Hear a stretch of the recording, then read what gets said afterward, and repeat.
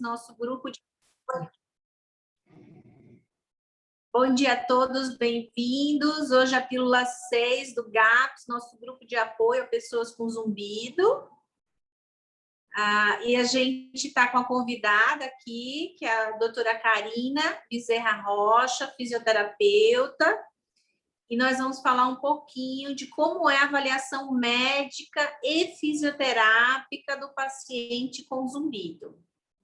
Então, eu queria começar agradecendo a participação, passando a palavra para ela falar um pouquinho de como ela avalia esse paciente. Bom dia a todos, bom dia, doutora Jeane, é um prazer enorme estar aqui com vocês, né? Uma grande alegria poder passar um pouquinho desse nosso conhecimento para vocês e ajudá-los de alguma forma, né? Então, a fisioterapia, ela tem tido muita importância nos últimos anos para esses pacientes com zumbido. No caso, a gente vai focar nos casos de zumbido somatosensorial, principalmente, né, nesses casos. Então, o que seria esse tipo de zumbido, né? Então, o zumbido somatosensorial é aquele zumbido que tem como causa, como um fator que pode gerar um aumento desse zumbido, questões ligadas às partes musculares e articulares, principalmente na região de cabeça, pescoço e ombros, tá? Quanto mais alto aqui, mais próximo da orelha, mais relação teria essa disfunção ou dor que a pessoa sente nessa região, podendo influenciar no zumbido ou não. Eu tenho uma pergunta. Como é que o paciente com zumbido pode desconfiar que o zumbido dele tenha, por exemplo, uma origem somatosensorial? Porque nem todo zumbido vai ter origem somatosensorial, né? Como é que ele pode desconfiar que aquele zumbido tem origem somatosensorial? Então, pois bem, é uma pergunta muito importante e interessante. O que aconteceu? Em 2018, foi feito um consenso, né, num artigo que foi publicado, inclusive eu participei, a doutora Jeane, outros colegas aqui do Brasil e do mundo também, que são especialistas em zumbido somatosensorial, e a gente fez como se fosse assim, o que seria um padrão para que as pessoas que tivessem zumbido somatosensorial, elas apresentassem. Então, a primeira coisa que vocês precisam observar é, com relação à modulação do zumbido.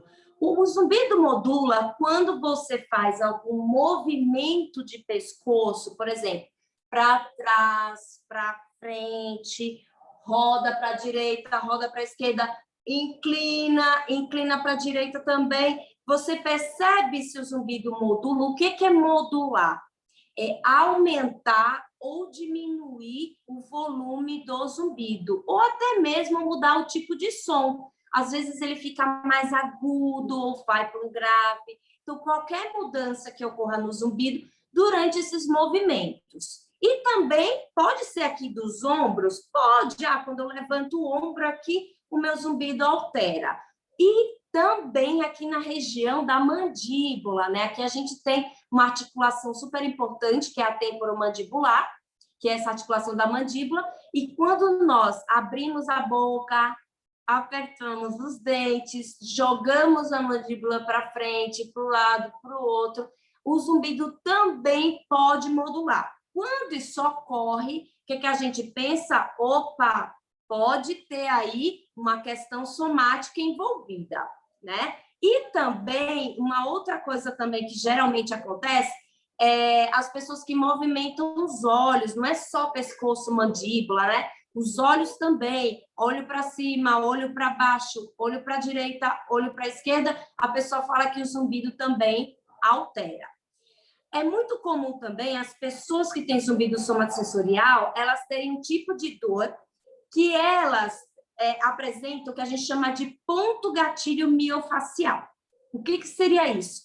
São nozinhos, são pontos sensíveis que quando a gente pressiona, ele é mais dolorido e muitas vezes quando a gente aperta, ele irradia, a pessoa sente uma dor irradiando para cima, para baixo, para o lado. Pode ter aqui no rosto, no pescoço, nos ombros, e geralmente o profissional que vai te avaliar, ele pode pressionar esses pontos e você falar que durante essa pressão, o zumbido também altera. Então, isso quando acontece, a gente precisa também ficar muito atento com a questão do zumbido somatosensorial. Uma pergunta muito frequente, Karina, é a respeito daquele zumbido que piora no exercício físico, por exemplo, ou que piora de manhã, quando a pessoa acorda, de manhã ele está pior, né? O que isso pode representar? Muito bom. No caso de acordar de manhã cedo com um zumbido mais alto, pior, né, que é uma queixa frequente, o que é que a gente pode pensar? A gente pode pensar numa pessoa que tem bruxismo e daí ativa essa musculatura e com isso repercute na via auditiva e o zumbido piora. Pode ser também pessoas que acordam com um pouco de dor ou incômodo na região do pescoço e com isso a gente precisa investigar se tem algo relacionado à posição do travesseiro, à altura do travesseiro, tudo isso a gente precisa ver, né? Pode aumentar também o zumbido nesses casos, né? Pensando na questão somática, que é essa questão muscular. Com relação à atividade física, nós precisamos também ficar atentos. Pessoas que falam que durante os exercícios piora o zumbido, ou logo após a atividade física piora, também a gente precisa colocar lá na listinha como um zumbido somático. Por quê? Quando você faz exercício, você acaba contraindo, você acaba fazendo muitos movimentos na musculatura e nas articulações. Isso acaba também gerando a repercussão lá na via auditiva. A gente também tem observado, Karina, um boom de pacientes com zumbido, com queixa de zumbido, depois da pandemia. Parece que a pandemia, ela aqueceu essa queixa. Parece que a pandemia precipitou o aparecimento de novos casos. Quais são os quesitos da pandemia, ou os itens da pandemia, que poderiam justificar esse achado, né? O que aconteceu na pandemia que, de repente, o zumbido passou a ser mais perceptível, mais incômodo, as pessoas passaram a se queixar mais? Nossa, olha, vários fatores podem influenciar. Vamos começar com os fatores relacionados à minha área, que é, por exemplo, pessoas que começaram a fazer home office, não tiveram, por exemplo, tempo de organizar um pouco o mobiliário, mas o que acontece? Eles ficam lá parados o dia inteiro na mesma posição e acaba tendo um pouco de queixas de dores. Hoje, o que a gente tem, o que a ciência vem nos mostrando em relação à postura, né? Que o ideal é a gente sempre modificar a nossa postura ao longo do dia. Isto é, eu estou sentado, encostada aqui, depois eu sento um pouquinho com a coluna desencostada, eu posso mudar um pouco a posição da minha perna, colocar um pouco a minha perna dobrada ou não.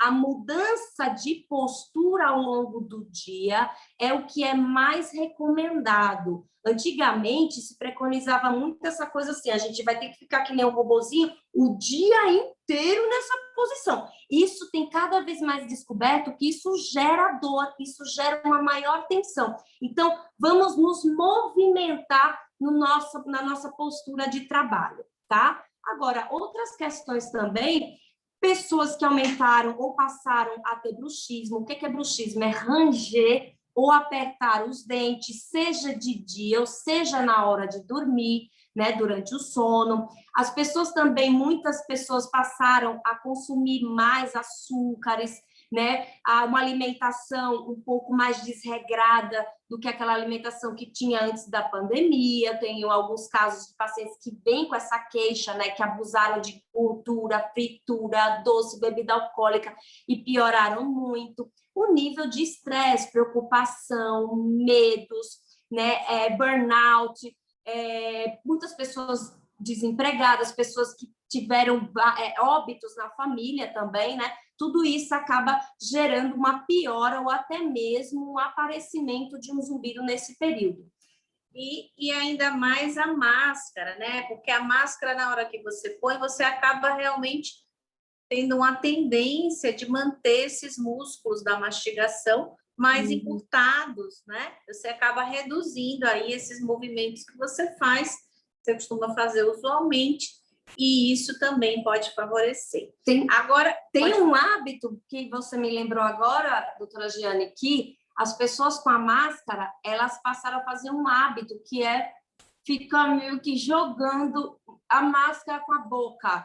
Isso a gente tem notado na prática clínica, no consultório, e as pessoas têm se queixado mais desses movimentos bruscos, podendo também piorar uma tensão nessa região.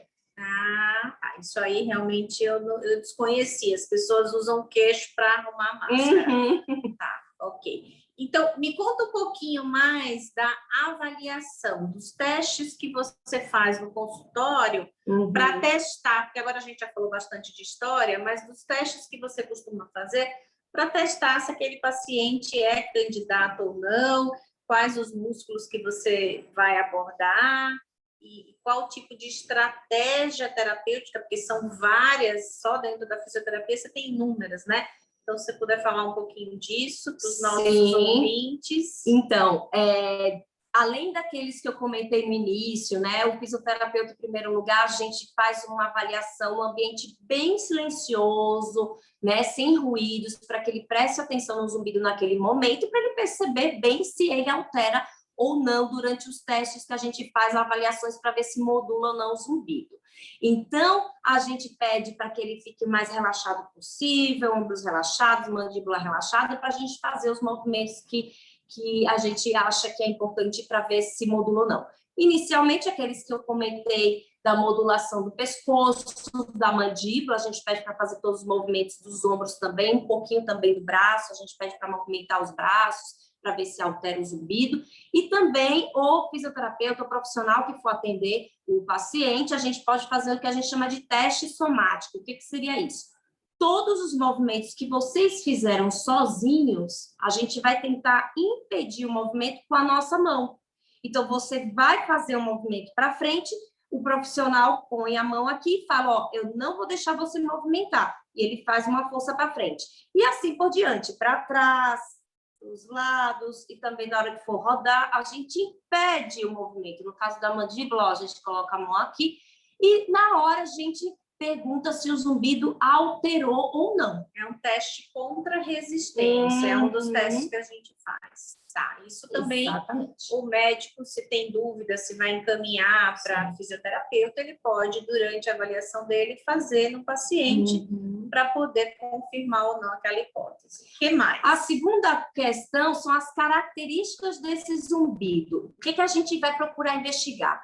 O zumbido apareceu ou ele aumenta durante sintomas de dor? Então, tem pessoas que chegam e falam assim, olha, eu lembro que o meu zumbido apareceu quando eu estava com muita dor aqui, eu tive um torcicolo, eu comecei a ter bruxismo, o zumbido veio logo depois disso. O que a gente pensa? Opa, de repente pode ter uma relação aí entre esses dois sintomas. Ou então a pessoa fala, quando eu estou com dor aqui no pescoço, nos ombros ou aqui na TM, eu dor de cabeça, né? Muitas vezes tem dores de cabeça que são de origem muscular. O que ele fala? Meu zumbido aumenta. Então, tudo isso é anotado na ficha desse paciente. Outra questão também é se esse paciente relata mudanças de volume do zumbido com determinadas posturas, como, por exemplo, eu fui cochilar no sofá, eu acordei com um zumbido mais alto.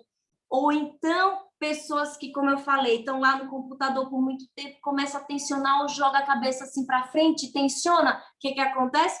O zumbido aumenta. Ou então, pessoas que saem de casa, vão dormir no hotel, vão dormir em outro local, muda de travesseiro, de posição de dormir. Nossa, meu zumbido aumentou tanto quando eu fui dormir em outro lugar e eu acordei mais dolorido. Então, a gente precisa ficar atento a esses relatos dos pacientes, né, doutora Giane? De repente, o paciente começou a ter zumbido depois que extraiu o dente do siso, ou o paciente começou a ter zumbido depois que fez um tratamento ortodôntico, né? Ou ele teve um trauma, um acidente, uma pancada, algum evento brusco aí, né? O whiplash, que seja, acidente de carro, aquele acidente em chicote. Então, assim, a história ela é muito importante. E me conta uma coisa, como é que você descobre na sua avaliação fisioterápica se o problema está na cervical alta, se está na ATM, se o problema é mais, por exemplo, de ombros? Como é que você direciona isso na sua avaliação? O que te faz suspeitar mais de mastigação, de cervical ou de ombro?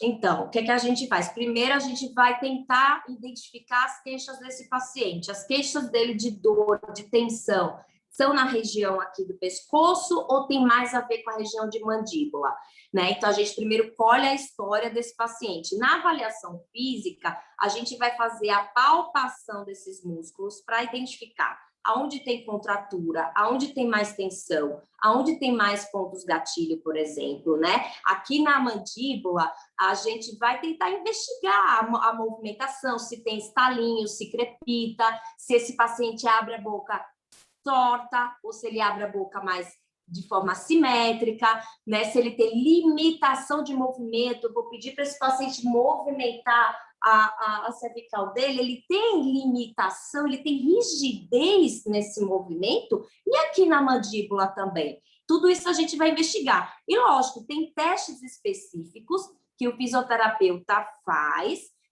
para a gente identificar se tem alguma alteração maior aqui na região de cervical alta ou se seria na cervical aqui mais embaixo. E também a gente faz testes de músculos, como, por exemplo, os músculos flexores profundos do pescoço, tem como a gente testar para ver se eles estão fracos ou não.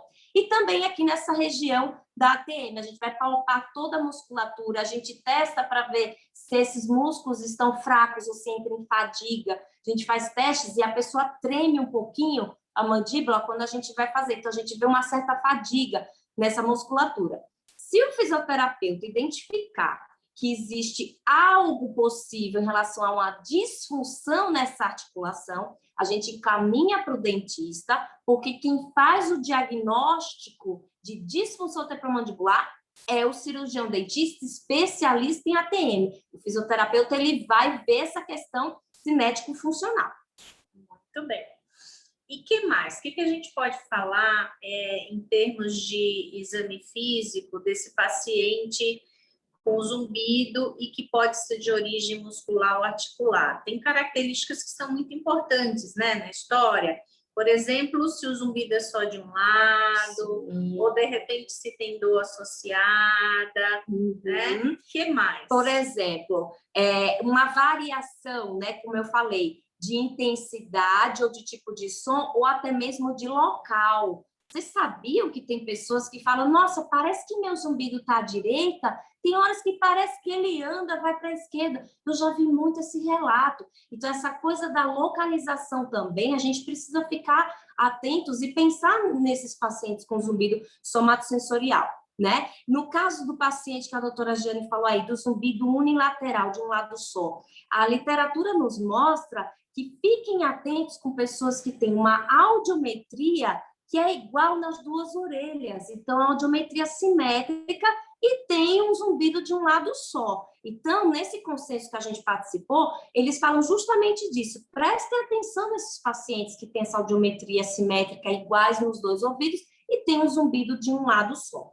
Não podemos também deixar de falar do zumbido pulsátil. Vocês sabiam que o zumbido pulsátil também pode ter origem muscular? Pois é, o que acontece? Se um paciente vem para mim com essa queixa, sempre ele tem que passar com o otorrino em todos os casos, mas mais ainda nesse do zumbido pulsátil, porque o otorrino, ele precisa fazer uma avaliação, uma investigação um pouco mais diferente. E o que acontece? Depois que ele descartou qualquer questão vascular ou qualquer outra questão que ele estava investigando, diz, olha, ele não tem nada nos exames, está tudo normal. O que a gente pensa? Opa, será que não pode ser muscular? O que a gente faz? A gente faz esses testes, movimenta, faz esses testes contrarresistidos. Se esse zumbido modular ou até mesmo parar na hora dessa avaliação, a gente pode pensar no caso somático e o fisioterapeuta entraria nesses casos também. Isso é muito importante, é uma pergunta que eu faço sempre para os pacientes e é uma pergunta que norteia tanto o diagnóstico como o tratamento.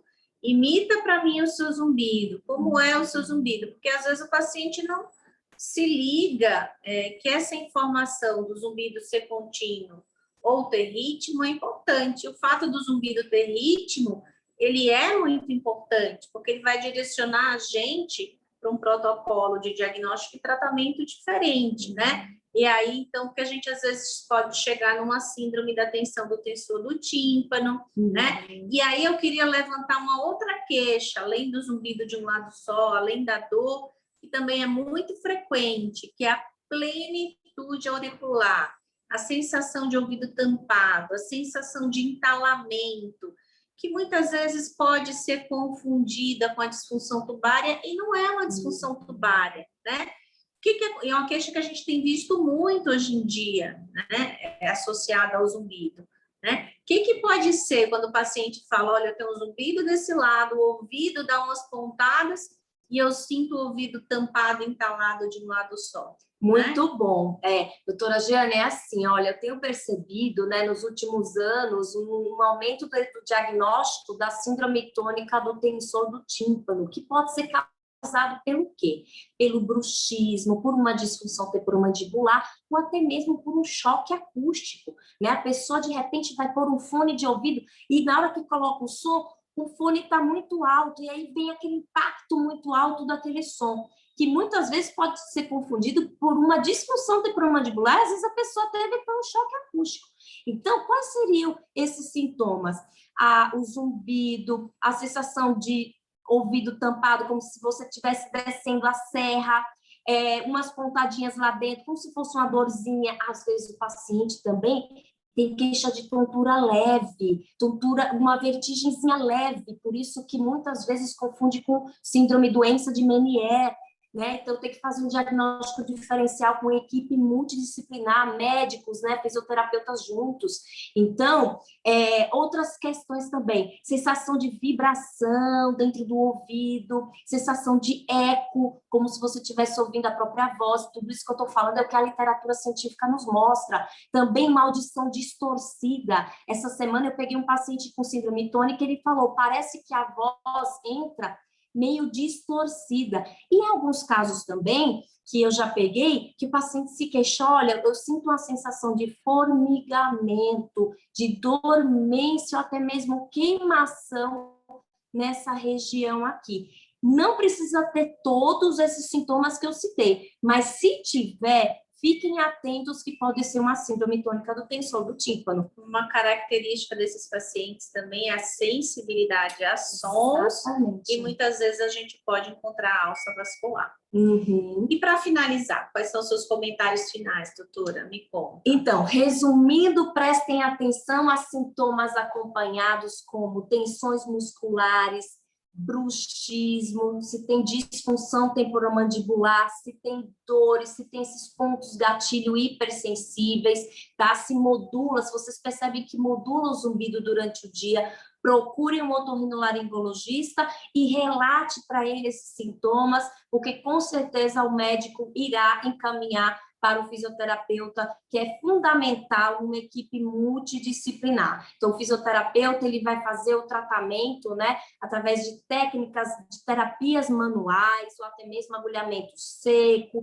A gente pode também fazer um trabalho relacionado à parte emocional, digamos assim. A gente lida com técnicas, né, de relaxamento, como o mindfulness, que é ligado à meditação, o fisioterapeuta também, que é formado em acupuntura, também pode fazer acupuntura. Esse fisioterapeuta pode ensinar técnicas de relaxamento, de respirações profundas. Então, tudo isso, o profissional fisioterapeuta, ele vai ajudar esse paciente com zumbido. Para finalizar, eu queria reforçar mais uma vez que se o médico ou se alguma pessoa disser para você que não existe tratamento para o zumbido, fuja correndo, tá? Porque o que mais existe no mercado são estratégias terapêuticas para o paciente com zumbido. E a gente trouxe hoje a doutora Karina para dar o depoimento dela com relação às técnicas de fisioterapia que podem ser usadas não só na avaliação e no diagnóstico, mas também no tratamento. Obrigada, Karina, pela participação. Muito obrigada a todos pela atenção, estou à disposição. Muito obrigada a doutora Jeane e toda a equipe aqui da Fundação Otorrino. Até a próxima pílula. Tchau. Obrigada.